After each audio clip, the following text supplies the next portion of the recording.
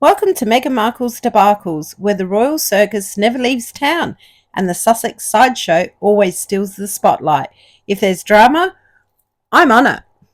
Do you have a family member or a friend that you think you just had enough of them and you want to know how to throw them under the bus, get rid of them forever, and destroy their lives?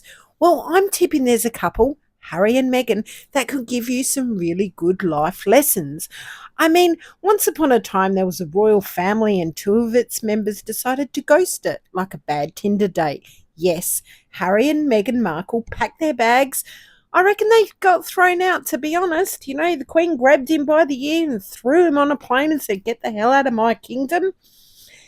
They left the palace behind, and since then it's been one royal bridge burnt after another. From Harry barely speaking to Prince William to Meghan never setting foot near her own father, unless it's in a court document, it seems the Sussexes have taken cutting off toxic people to the Olympic sport levels.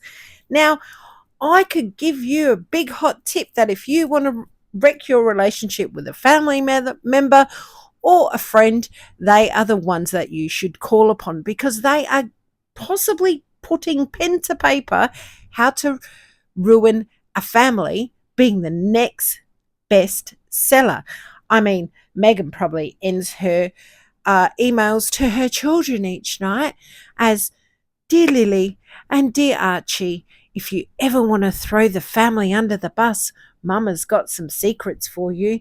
That's in the other secret email that I'm messaging to myself every night. The psychopath probably has 15,000 different email addresses that she emails herself. First, it was Thomas Markle ghosted after a stage paparazzi photo shoot. Now, we know that story there. She clearly set him up. He took the rap for it because he thought he was doing the good thing for his daughter, but the story is very contradictory. I tend to believe Senior. I mean, look at the paparazzi shots that came out the other day. It was no secret where they were. Thomas Jr. said it on his podcast that they were in the Philippines and in Cebu, and off the little photographer went to take some photos to sell to news outlets where he's cashed in some money. And now there's a big kerfuffle about it, and I'm sure there is another article coming out in the next day or so where the Markles are going to take action. Then came Samantha Markle, now permanently filed under estranged. But let's be fair, half the internet is estranged from Samantha. I mean, they've always trying to make her so estranged and writing her out of court stuff, etc., but she is not going to give up. Then came the royal exit. Harry, once the cheeky beloved spare, left the firm in a huff of press releases and podcast exclusives. And since then, radio silence between him and Charles. You'd get a faster reply from King Charles through a carrier pigeon. I've got a reply from Buckingham Palace, not only once, but 7 times.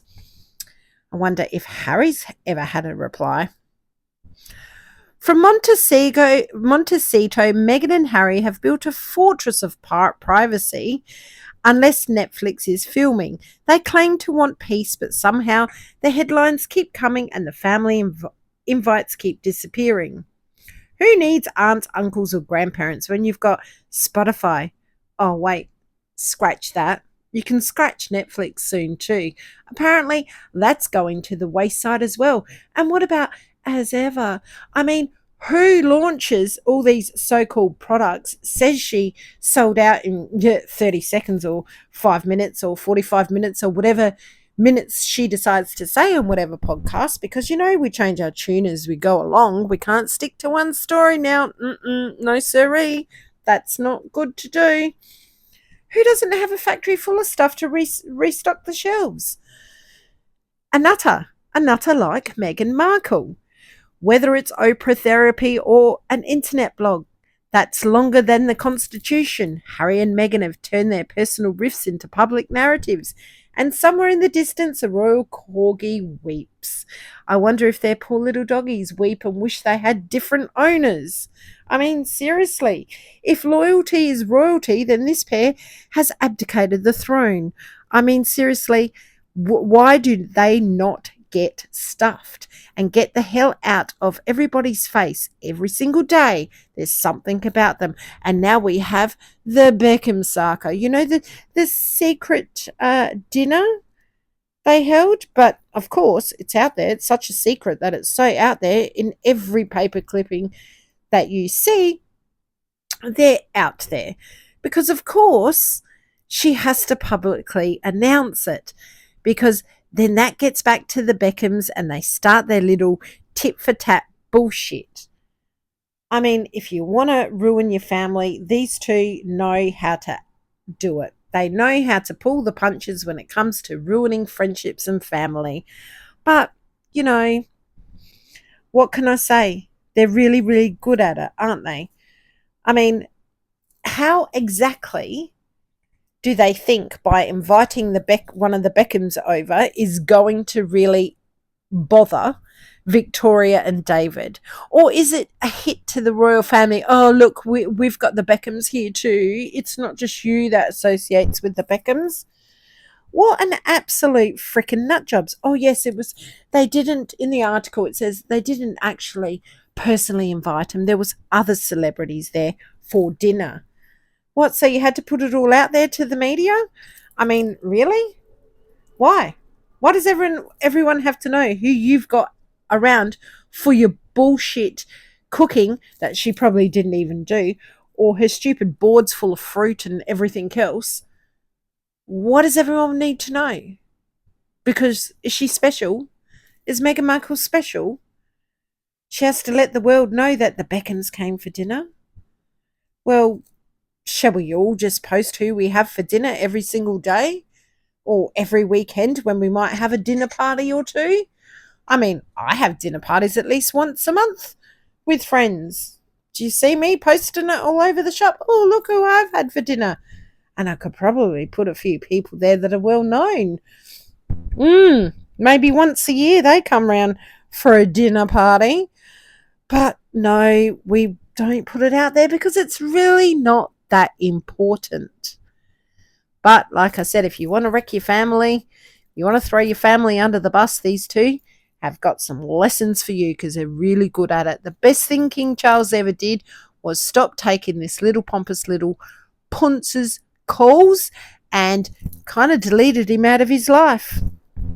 Sad for the king because obviously he's older and has a health issue and he may never see his son again. Very sad for Thomas Markle Sr. because he's literally had to mourn the daughter that sent him bankrupt.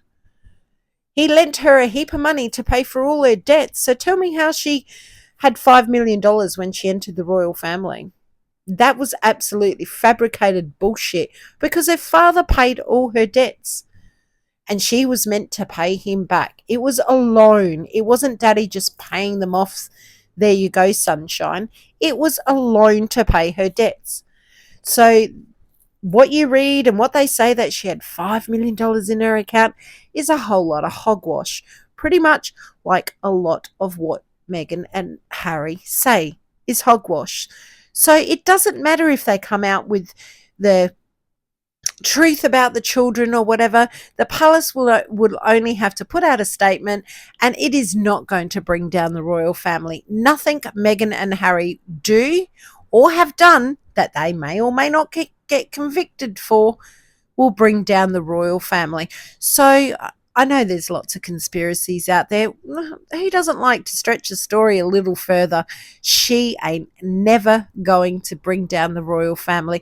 I mean, it's been tried in the past. There's been many a scandal over the 1,000 years that it's been established. And who succeeded in bringing the royal family down? To date, no one. So I doubt this little, whatever you want to call her on the day, person is going to bring down the royal family.